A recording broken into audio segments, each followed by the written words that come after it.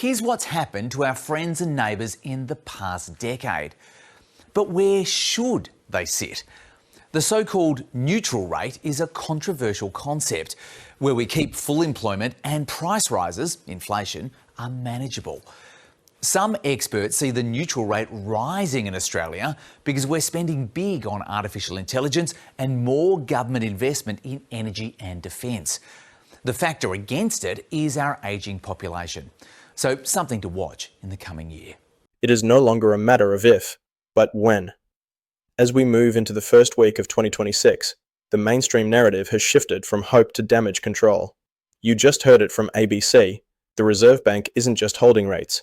They are actively considering a February hike. This is the rug pull we've been warning about. While the media uses sanitized terms like economic headwinds, the raw data shows a nation being pushed to its mathematical limit. We are seeing a unique and dangerous convergence: record high household debt, stagnant real wages, and an interest rate environment that hasn't been this hostile in a generation. What I'm about to show you is going to change how you think about the Australian property market, because while everyone's focused on national headlines and average house prices, there's a completely different story unfolding in 10 specific cities across the country. And if you or someone you know owns property in these locations, the next 12 months could be critical. Let's look at that number, 1.49 million. That isn't just a statistic. That represents nearly 1.5 million households that are currently underwater. The mortgage cliff didn't disappear. It just transformed into a slow-motion wreck. In cities like Melbourne and Sydney, the average household is now spending over 45% of its gross income just to service the interest on their debt. This leaves almost nothing for the soaring cost of groceries, energy, and insurance. What's more concerning is the forced sale phenomenon. In early 2026, we are seeing a spike in listings not from people wanting to move, but from people who have to move.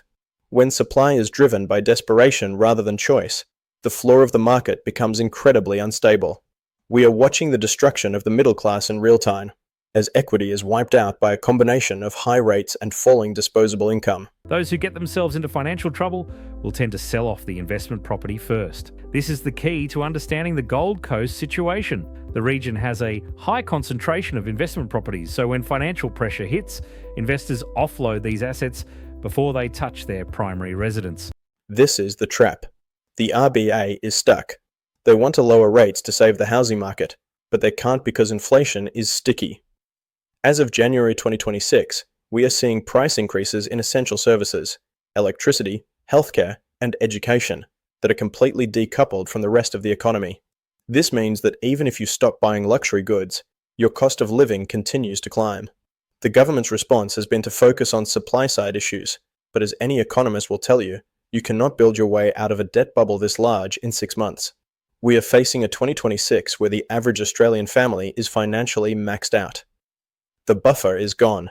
The savings accounts built up during the pandemic are empty. We are now entering the phase of the cycle where credit card defaults and car repossessions begin to follow the mortgage defaults. The 2026 Australian economic collapse hasn't just begun. It is accelerating. The next 6 months will be a period of extreme volatility. We will see the RBA make a choice in February that will either attempt to save the currency or attempt to save the homeowners. It is unlikely they can do both. My goal is to keep you ahead of these shifts with cold, hard data, away from the spin of the nightly news. I will be tracking the January 2026 housing data and the RBA's private signals as they come in. If you want to stay informed and protect your financial future, you need to be watching the numbers, not the headlines. Subscribe now and hit the bell icon to ensure you don't miss our next deep dive into the 2026 RBA Minutes. This is the year of the Great Reset. Stay safe, stay alert.